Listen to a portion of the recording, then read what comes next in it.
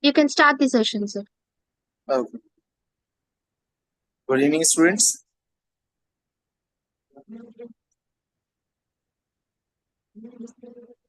How's you?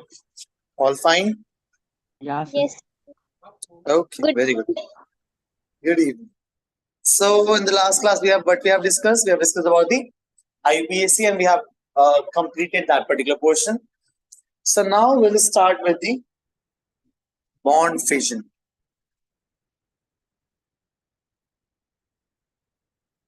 Bond fission. Fission means breaking of bond. Okay. So here we are talking about the breaking of bond, and the bond we are talking about is covalent. Covalent bond breaking. So if I say this is also known as bond cleavage. This is also known as what? Bond cleavage. Okay. So the cleavage of bond can be occur in the two types.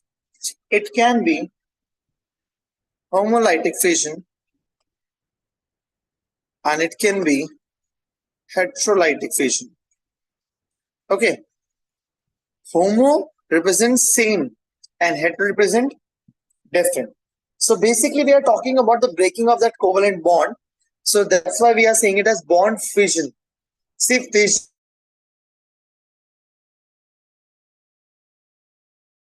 combining. So if we are talking about the combining of atom, we are talking about the bond fusion. If I'm saying bond fission, it means we are talking about the breaking of bond or doing a bond cleavage. Okay. So bond cleavage can be occur in the two way. Either it can be in the form of bond homolytic fission or it can be in the form of heterolytic fission. So let's first discuss about the homolytic fission. So just consider a covalent compound AB. There's a bond between A and B. See, in this particular compound, there is no electronegative difference. First thing, but you have to remember, no electronegative difference will be there. That is, I'm talking about non-polar covalent bond. See, here we are talking about in the gaseous state. So in the gaseous phase or in the non-polar solvents, either in the gaseous phase or in the non-polar solvent, we are doing the homolytic cleavage. And generally, these kind of cleavage occur in the presence of peroxide, either in the presence of peroxide or in the presence of sunlight, or you can say UV light, or heating above 500 degrees Celsius. Heating above or greater than equals to 500 degrees Celsius. So these are the conditions. You can use any of the condition. Okay. So what exactly happened in this type of cleavage? That there is a cleavage in such a way that both the atom take their own electrons and get separated. For example, a single bond is found by one electron of A and one electron of B. So now the cleavage occurs in such a way that this one electron will taken by this B and one electron will taken by this A. So that is equal or symmetrical distribution of the electron. So in this case, what will happen? A will form with its own electron, B will form with its own electron. So these type of compounds are known as what? They are known as free radicals. They are known as what? They are known as free radical. So generally what you have to remember, these type of cleavage occur in such a way that when there is no electronegative difference, okay, it can be either in the gaseous phase or it can be in the non-polar solvent. It means what are non-polar compound, non-polar covalent compounds in which there is no electronegative difference. It means symmetrical distribution of the electron will takes place in this particular method. So you can write that symmetrical or equal distribution. Symmetrical or equal distribution of the electron. Just give me 1 minute, okay?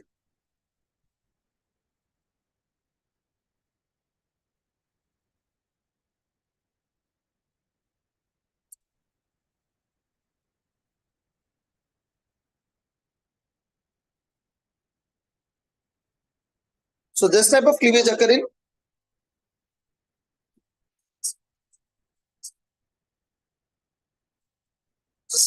occur in the non-polar compounds. Okay, so you can see example of CH3H. This is methane. So methane, when I'll provide sunlight over here or UV light, you can say, what will happen? There is a symmetrical distribution of the electrons, so it will form CH3 radical plus H radical. CH3 radical and H radical. Such type of cleavage is known as what? Homolytic cleavage. Okay, so here we have free methyl radical, and what we have hydrogen radical, hydrogen free radical. So have you noticed one thing, that the arrow I'm making, there's a different arrow. I'm not making a full-headed arrow, it's a half-headed arrow. See, arrow is like this, but I'm making it a half. So this is also known as what?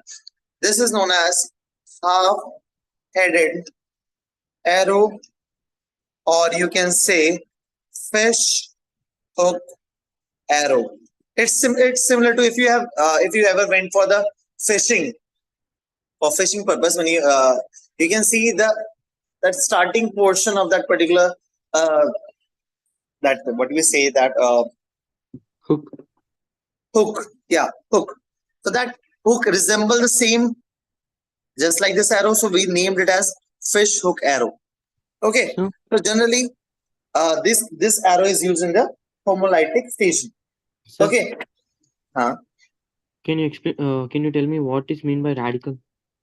Radical means those in which they are with having the electron which is not bonded with anyone. That is a sort of free radical. See, here this species is having one electron on its head. If it will get any other free radical, it will combine and form a bond. It's a sort of thing you can imagine. You can imagine like I'm a person, and I'm having a ton of money, and I went somewhere, and just because of money I can have a bond with anyone. I can share that money with someone. So that is my money. So this is its electron, and it's very reactive. Whenever whenever this particular free radical get another free radical, it will combine. So radical, you can say, having an electron which is not bonded. Why I'm not saying negative sign? Because negative sign represent two electrons. But if I'm talking about one radical, that is dot, it means that electron is single electron. Not two electrons are there. Two electrons means negative charge or a lone pair. But I'm saying one electron, so I'll say it as radical. Okay. Yes, sir. The mechanism what we follow over here, the mechanism of free radicals are known as, the mechanisms is known as homolytic mechanism. Mechanism by this particular method is known as what? Homolytic mechanisms. Okay. Clear homolytic?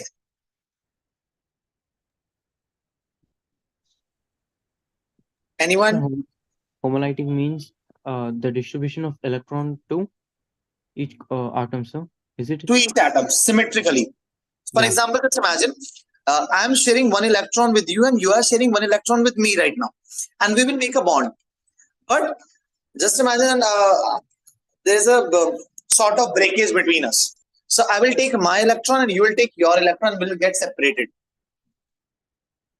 Got my point? Yes, sir. Yeah. Second thing what you have to remember is heterolytic fusion. Heterolytic fission. Heterolytic fusion represent, see what the name suggests, hetero. Hetero means different, and when there is when there is unequal distribution of electron, or you can say unsymmetrical distribution of the electrons are present, then we will say it as heterolytic fission. Okay, so these occur in But you have to remember this occur in polar solvent. It means charge distribution is present. Second thing, these are generally catalyzed by acids or bases. Catalyzed by acids or bases. It means catalyst will use an acid or a base. Okay. So now understand this very carefully. Okay, I'm having AB compound. Okay, two things I'm making. Okay, in first case, A is more electronegative than B. A is more electronegative than B, and in second case, B is more electronegative than A. Okay, so what is electronegativity?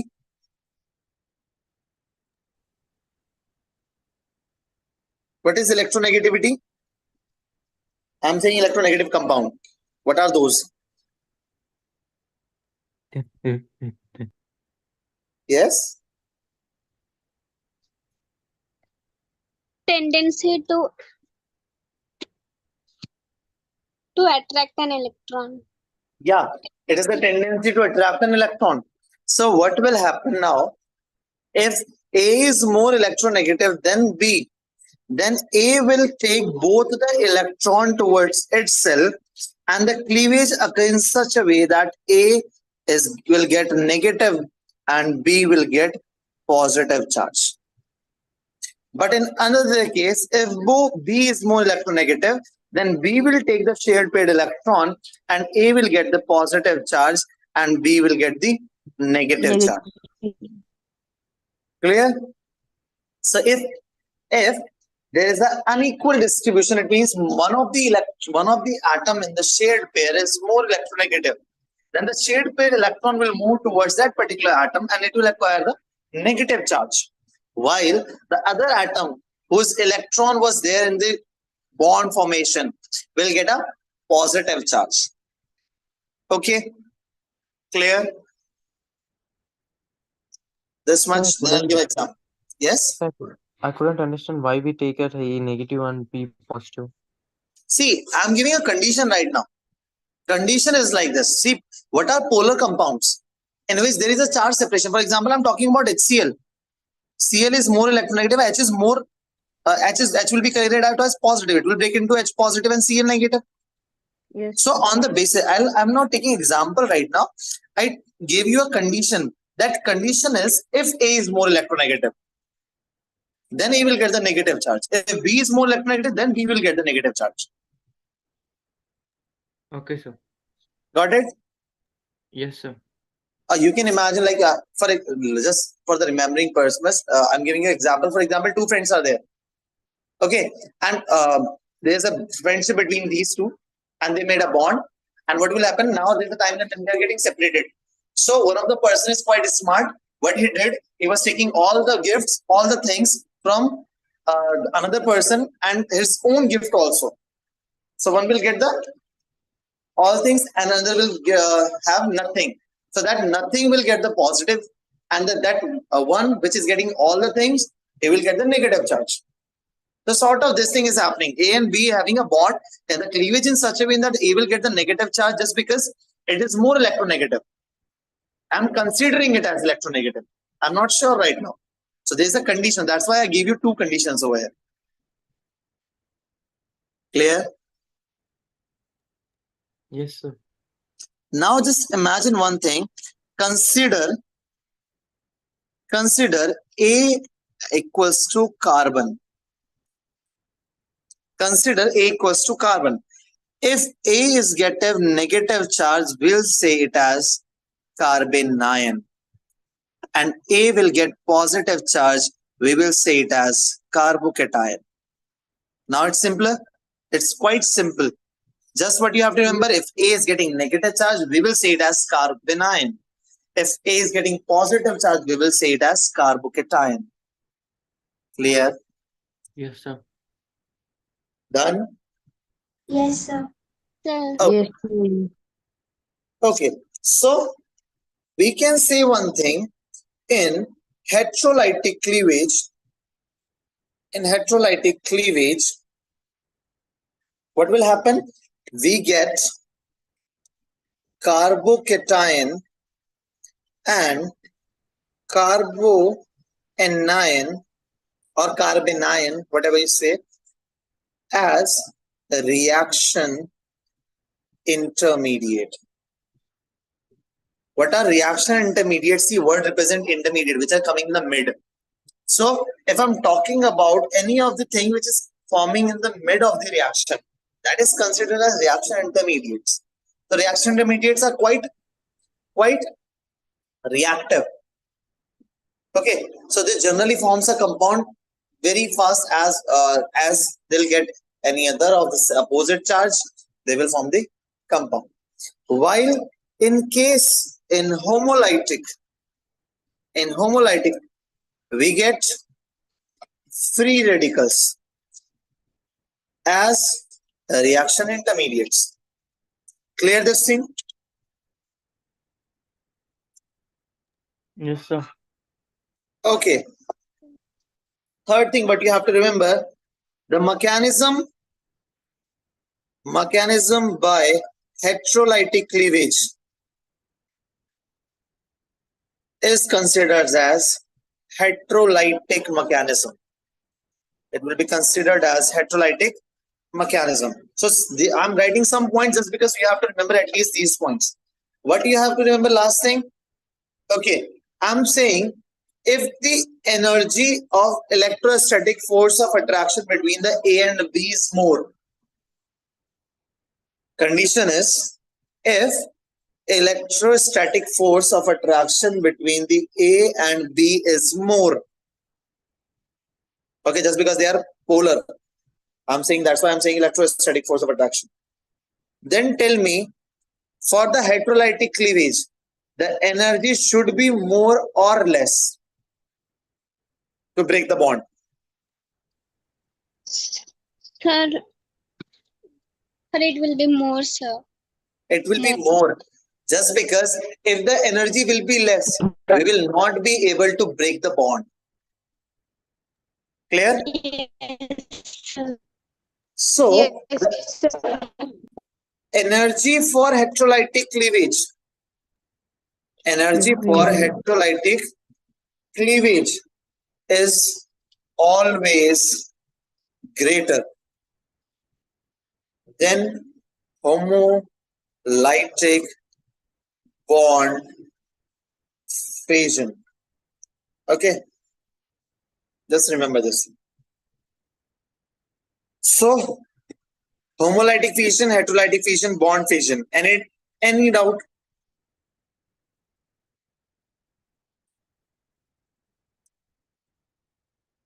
Or else I'll move further.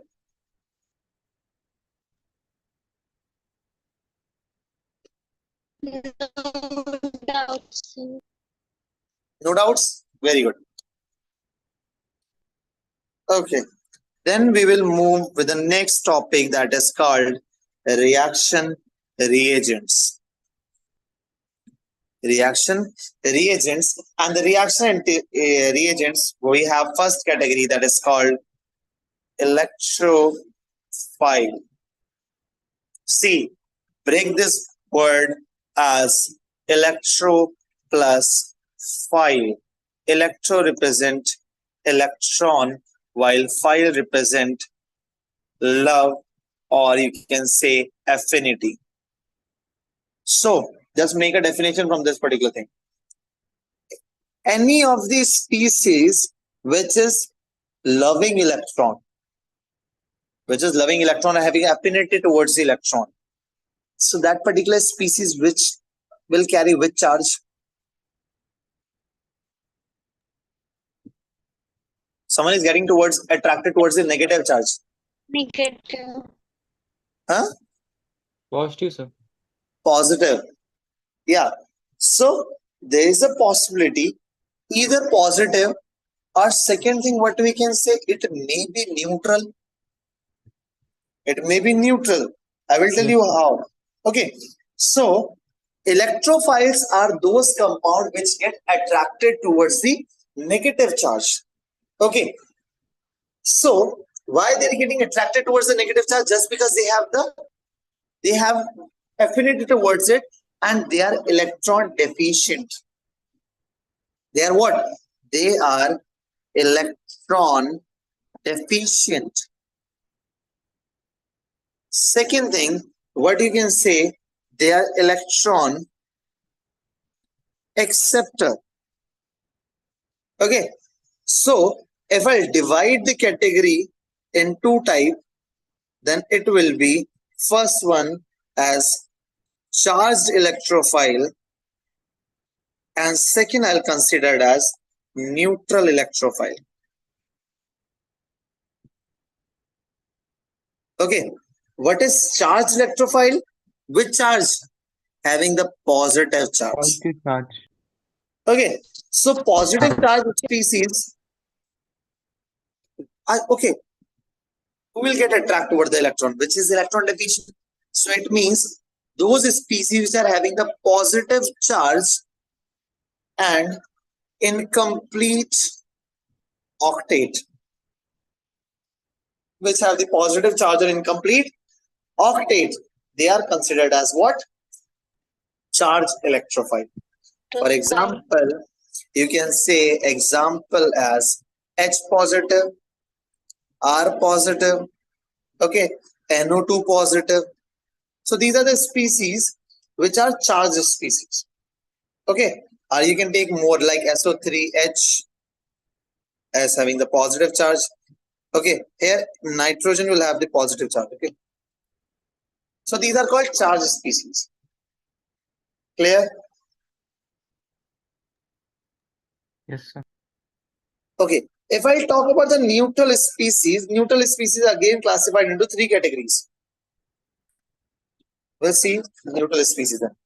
Neutral species are classified into three categories. First, neutral covalent compound with a central atom, in which the central atom is having incomplete octet.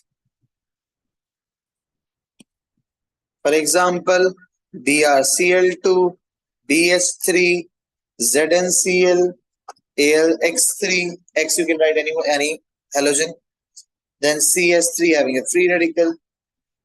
Okay, so these sort of the species are considered under the category of having the incomplete octet. We have discussed this incomplete hypervalent and hypovalent in the chemical bonding, if you remember. Okay, so if you haven't revised that particular lecture, just go find the video and again just revise it. Hypervalent and hypovalent, two conditions were there. Hypervalent, in which the central atom is having more electrons. Hypovalent, in the central atom is having lesser electron. Okay. Second condition, in which central atom, has complete or extended octet. It means I'm talking about hypervalent species. Okay, or you can say in which central atom has unfilled d orbital. Unfilled d orbital.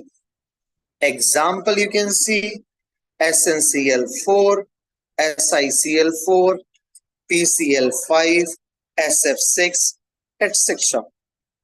While the third category, I will say, in which the central atom is bonded with two or more than two electronegative atom. Third condition.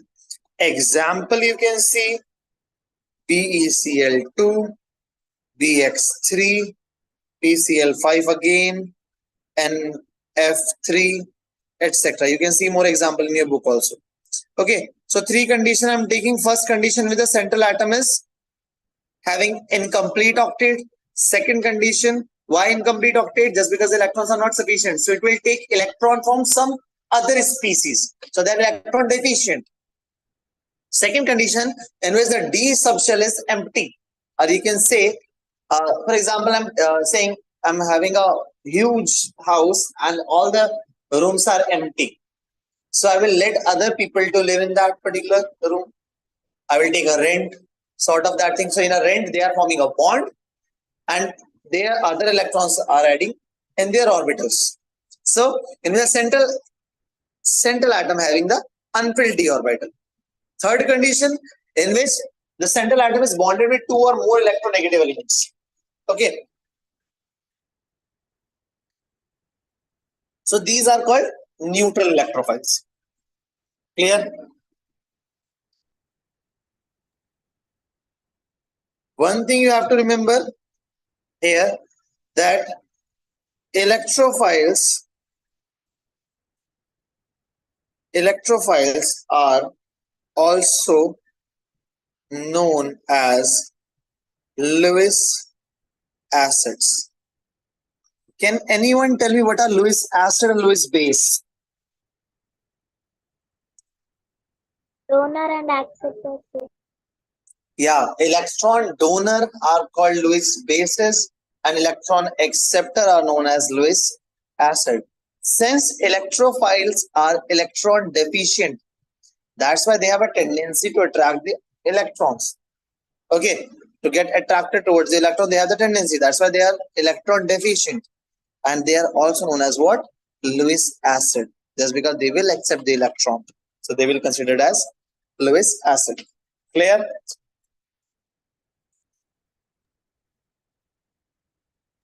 Yes, sir. sir. Okay. Next thing is nucleophile.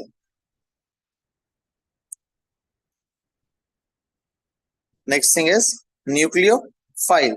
Okay, divided. Nucleus Plus 5. phile. What is nucleus? Having positive charge. Nucleus have positive charge in the neutral atoms, while phile having the love, or you can say affinity. So what are nucleophiles? Now tell me the definition.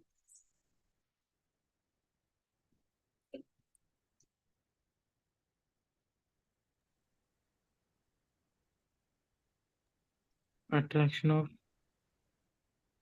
of Those species which are electron rich or electron deficient, Which have negative charge. which have negative charge or the neutral or the ambident nucleophile. You can say three conditions are there. But I'm asking, nucleophile is getting attracted towards the positive charge or getting affinity towards more affinity towards the positive charge. So they are having they are electron deficient or electron rich. Sir, electron rich, sir. Yes, they are electron rich in nature. So first thing what you have to remember, that they are electron rich species, or they are known as electron donor species. Now, according to Lewis, which donate electron, they are known as what? Bases, sir. So nucleophile are Yes. also known as Lewis bases. Clear this much? Yes, sir. Now I'm dividing nucleophile in some categories. First category I'm taking as charged nucleophile. Charged nucleophile. Second thing category I'm taking as neutral nucleophile. And third category I'm taking as ambident nucleophile.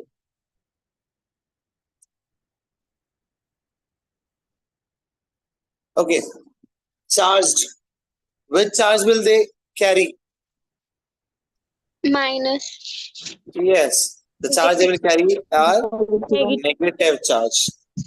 Okay. So those negative charge species, they are called nucleophiles. First condition example we can see as H negative, O negative, OH negative, sorry, RO negative, then CH3 negative. Okay, CH3 negative is a carbocation or a carboanion? Carbanions. It's Yeah, carbanion. Yeah, negative charge. Carbon having the negative charge is considered as carbanion or carboanion. Okay, let's talk about the neutral. Okay, from the next one, next page. Neutral nucleophile, first case, in which first condition in which central atom has complete octet. Central atom is having complete octet, but condition is has at least one lone pair. What are lone pair? Fast definition. Which are not bonded. They don't have any bonds. Non-bonding electrons which are not participating in the bonding process, so they are known as lone pairs. Okay. So those species, neutral species which are having at least one lone pair, they are considered as nucleophile. So you can take example as H2O. NH3. LH3. Yes, H2O, very good. What else? Ether. Ether, ROR, oxygen is having lone pair. What else? Any example? Any other example? Primary amine we can take 1 degree amine. We can take secondary amine.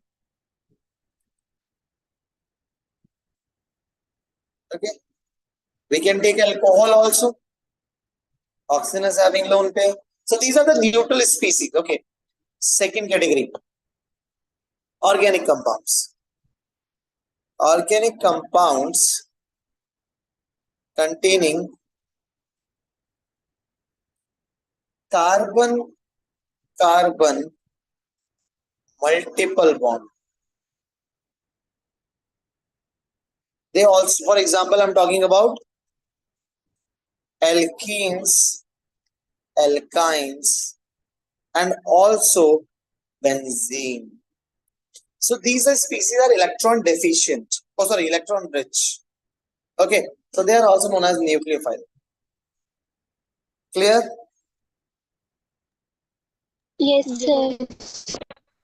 Okay, let's talk about the third category, that is ambident nucleophile. Sir, can you explain second one? Yes? Can you explain second one, sir? Second condition. See, organic compound which have multiple bonds, they are also acting as nucleophile. Second point is this much only. Having the multiple bond, double bond or triple bond. See, alkenes having the double bond, alkynes having the triple bond, and benzene, if you see, benzene also have double bond, alternate double bonds. So they are electron rich. If you have ever heard about resonance, later on in this particular organic, we will learn the resonance one thing.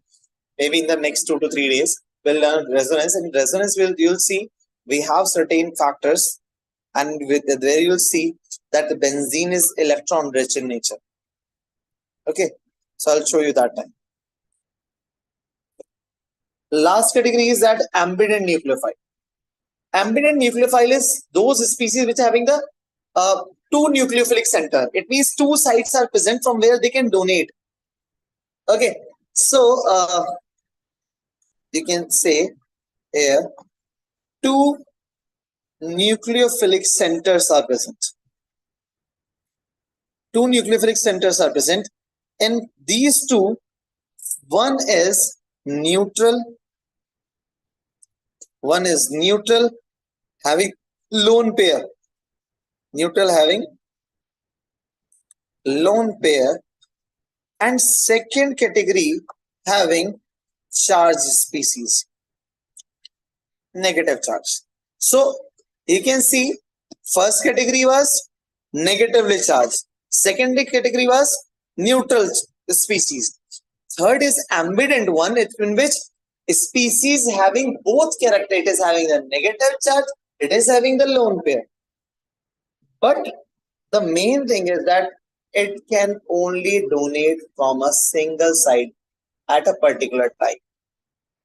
Either from the negative charge, it will make a bond. Either from the neutral side, it will make a bond.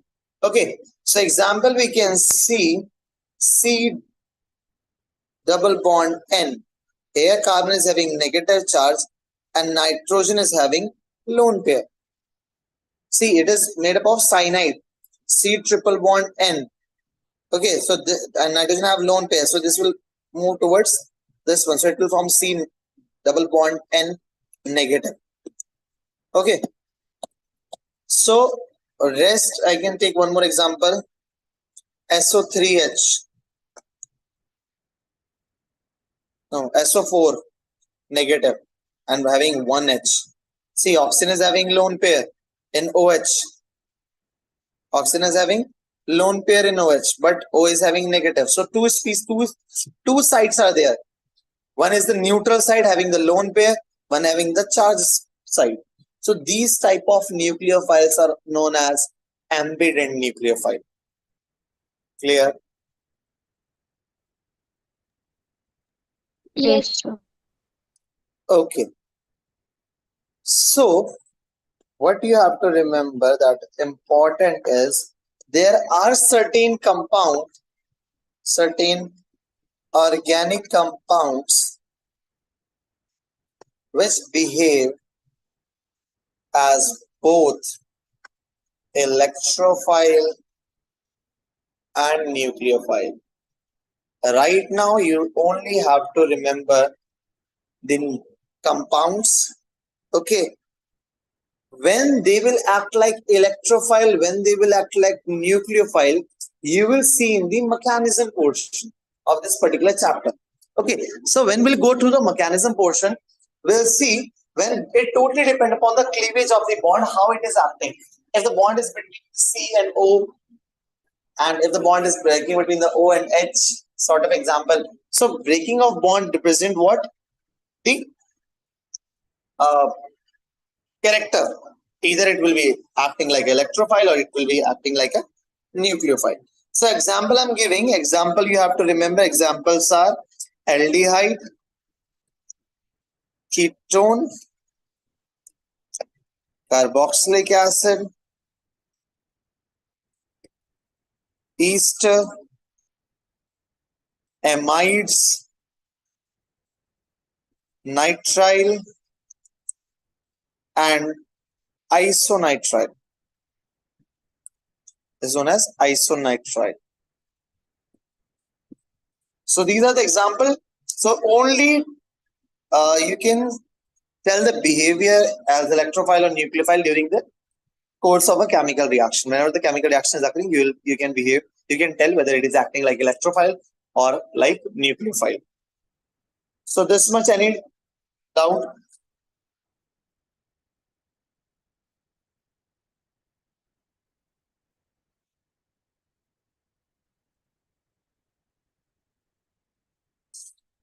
Okay. Then what do you have to remember?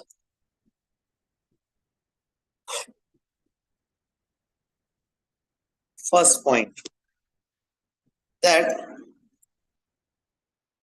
if basic strength increases, then nucleophilic strength also increases. Okay, so you can follow a order CH3CO negative. CH3CO is having equal electronegative, having equal basic strength. Then we'll go for CH3CO2 negative, then CH3O negative, which is approximately equals to OH. So if this is the basic character increasing, so the nucleophilic strength will also increase in the same order. Okay, clear this much. Let me tell you 1, 2 to 3 things, then we'll do some questions. Then if I'm talking about the nucleophilic strength, According to ongoing down in the periodic table, ongoing down in the periodic table, you can say in groups, or you can say going down in periodic table in the groups. I'm talking the nucleophilic strength increases, but basic strength decreases. Okay, so if I'm talking about F negative, Cl negative, Br negative, I negative, which will have the more basic strength?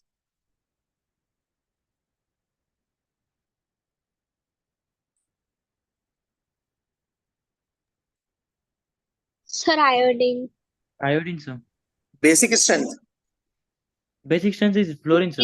Fluorine. Basic strength will be of fluorine, while maximum nucleophilic strength? Iodine, Iodine. sir. Okay, iodine. So this will be the order of what? Nucleophilic strength increases while basic strength decreases. Clear? Yes, sir. Third thing is steric bulk. Steric bulk is inversely proportional to the nucleophilicity. Okay, so it means a compound having more steric bulk or steric hindrance, for example, CS3, CS3, O negative, and I'm having OH negative. So the strength of nucleophile will be of OH negative, more stronger nucleophile. Why more stronger nucleophile? Just because we don't have CS3 with that. And here, just because of the CS3, there is a hindrance. And just because of that, it is considered as a weak nucleophile. But which one will have more basic character?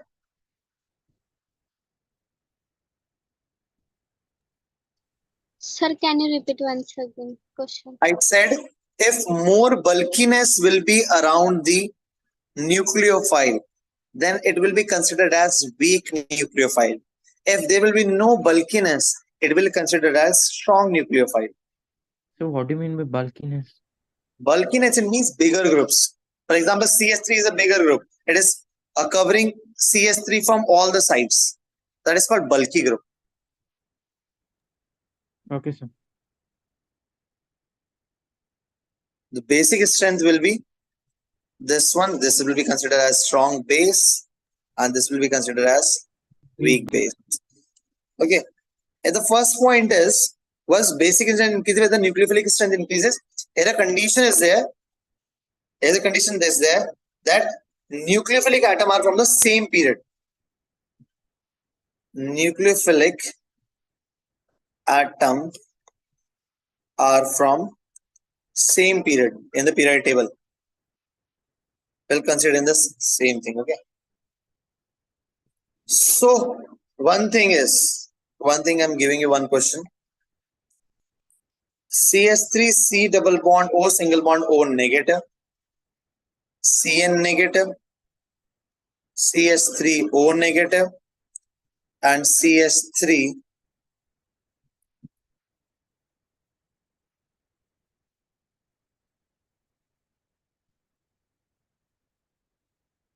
this compound. So you have to arrange in the decreasing order of nucleophilicity. Okay, just tell me which one is more stronger base. So it will have the more nucleophilicity. So you have to order in the decreasing order. So more, this will be considered as the first one. CS3 O negative.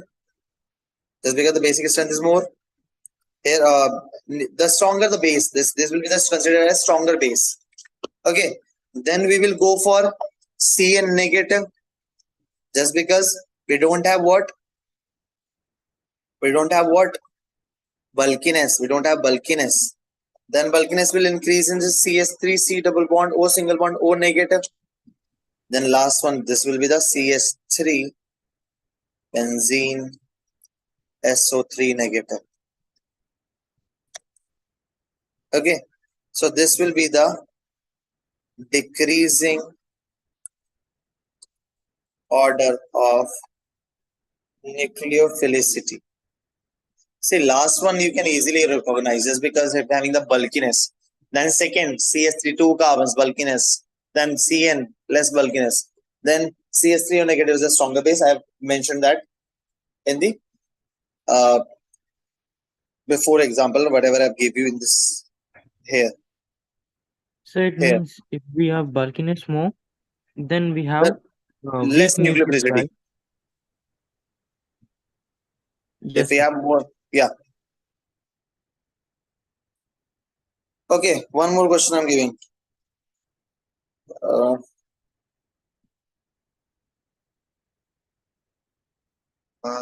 Question is, which of the following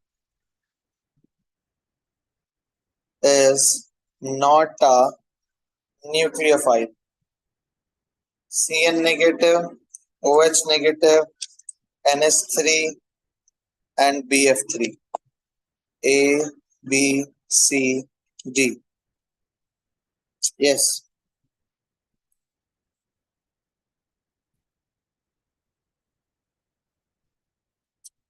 Anyone?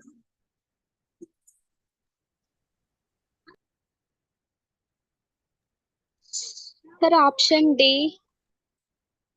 Yes, sir, I Okay. think so. Option Who said option D? electron deficient. BF3. BF3. What else? Anyone else? Any other example? BF3 only, sir. Yeah, it will be BF3 only. See, A and B you can easily recognize this because they are having the negative charge. Yes, sir. And rest is NS3 and BF3. See, NS3 is having the lone pair if you remember. And lone pair donors are electrophiles. Oh, sorry, nucleophiles. So BF3 is the remaining one. So the answer will be BF3. Clear? Yes, sir. Okay.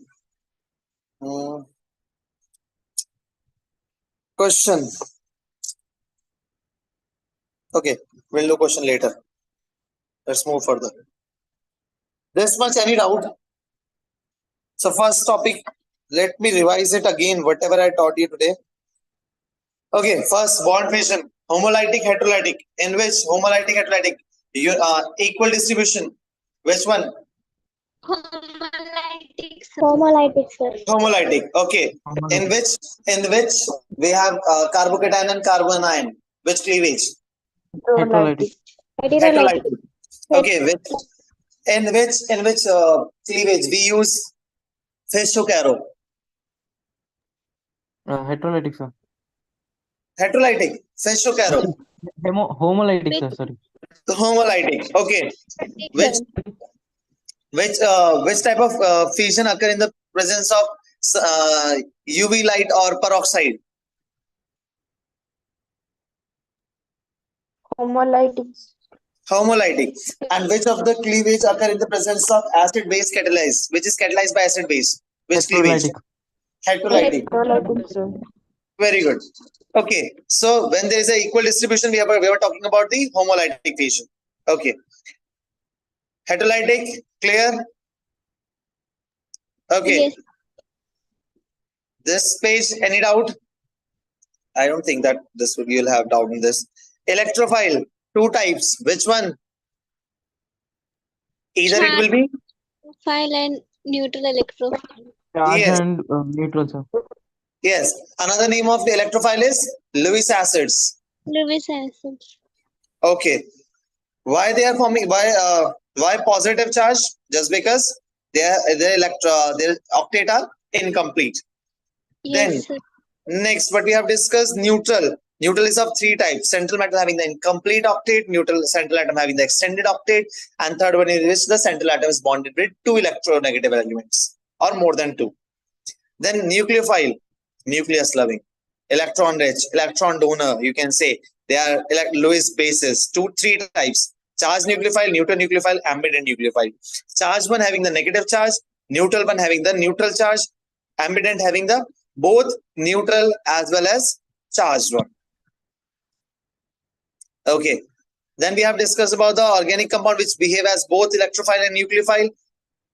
Okay, RCHO, aldehyde, ketone, carboxylic acid, and then amide, ether, oh sorry, not ether, ester, and nitrile and isonitrile. Clear? Then basic strength, if the nucleophilic atom is from the same period, then the basic strength increases as the nucleophilic strength increases. Second thing, in a group, while going down the group, the nucleophilic strength increases, but the basic character decreases. Then steric hindrance is inversely proportional to the nucleophilicity.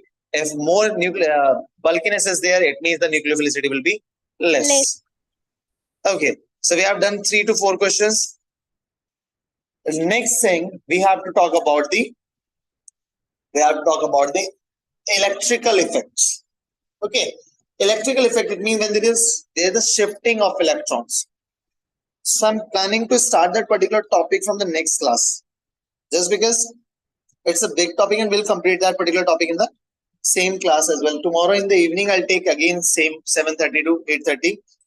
So we'll do 2 electromagnetic effect and the inductive effect. We'll do 2 effects and then we'll move for the resonating structures and the mesomeric effect.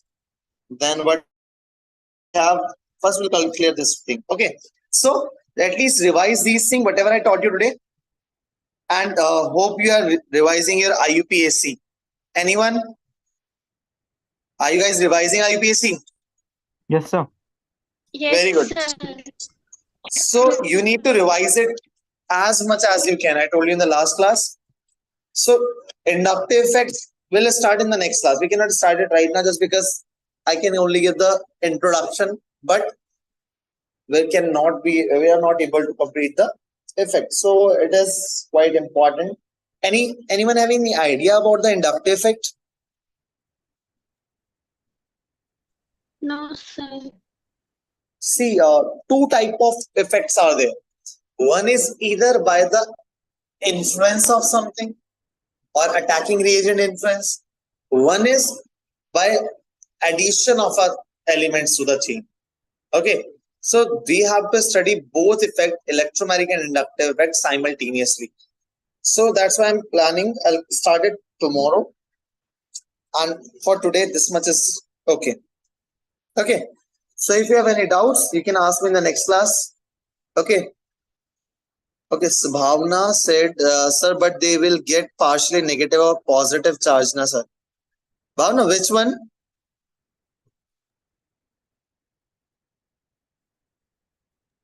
Bhavna. I don't remember. Okay. So just ask me at the same time. Okay. Because I don't open the charts generally. So ask me at the same time whenever you have doubt. Okay. Sir, electron negative when they get some.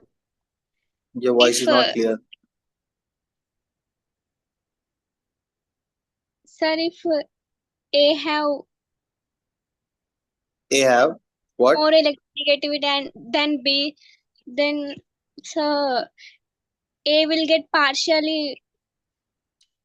It will get partial. But if the bond will break totally, see, partial, we only use partial when there is no dissociation. There is only shifting of electron towards the highly electronegative element. If there is shifting of electron, we use partial sign. And if there is no, when there is a clear distribution, or you can say division of the bond, then we use that positive and negative. Okay, so if I'm writing positive and negative, means the bond has been cleaved. And if I'm talking about partial and partial, then it means the bond is still there. There is no breaking of the bond, just a shifting of the electron towards the highly electronegative element. Okay. Yes. Okay, sir. Okay. Bachu, just have a good night. See you tomorrow at the same time. Okay. Thank you so much. Thank you, sir. Yes, students. Again, we have class tomorrow morning from 5 to 7. Okay? Tomorrow morning, we have class from 5 to 7. Yes, Bhavana, do you want to ask anything? Bhavana? Okay. Okay, then bye everyone. Yes, sir. Yes, sir. I was waiting just because if Bhavna is asking something. Okay. Okay. Nothing. Good. Yes, sir. Okay, sir. Okay. Good night. Okay, students. Bye everyone. We'll meet tomorrow morning.